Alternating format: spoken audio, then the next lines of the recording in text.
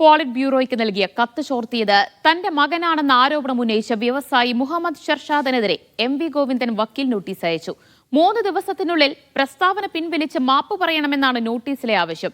ഇനി ഇത്തരം പ്രസ്താവനകൾ ആവർത്തിക്കരുത് എന്നും നോട്ടീസിലുണ്ട്. കത്ത് വിവാദത്തിൽ ഒരുപാട് ദുരൂഹതകളുണ്ടെന്ന് പ്രതിപക്ഷ നേതാവ് വി.ഡി. സതീശൻ പറഞ്ഞു. CPM നേതൃത്വത്തെ ആകെ പ്രതിസന്ധിയിലാക്കിയതാണ് കത്തുചോരൽ വിവാദം. പരസ്യ പ്രതികരണങ്ങൾക്ക് പാർട്ടി ജനറൽ സെക്രട്ടറിയോ സംസ്ഥാന സെക്രട്ടറിയോ തയ്യാറായിരുന്നില്ല. കത്ത് പുറത്തുവിട്ടത് തന്റെ മകനാണെന്ന ആരോപണം ഉന്നയിച്ച മുഹമ്മദ് ഷർഷാദിനെതിരെ വക്കീൽ നോട്ടീസ് അയച്ചിരിക്കുകയാണ് സംസ്ഥാന സെക്രട്ടറി എം.വി. ഗോവിന്ദൻ.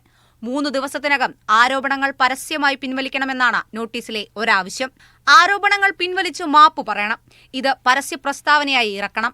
ഇത്തരം ആരോപണങ്ങൾ ഇനി ആവർത്തിക്കരുത്. സോഷ്യൽ മീഡിയയിലുള്ള ആരോപണങ്ങൾ ഉൾപ്പെടെ പിൻവലിക്കണമെന്നും വക്കീൽ നോട്ടീസിലുണ്ട്.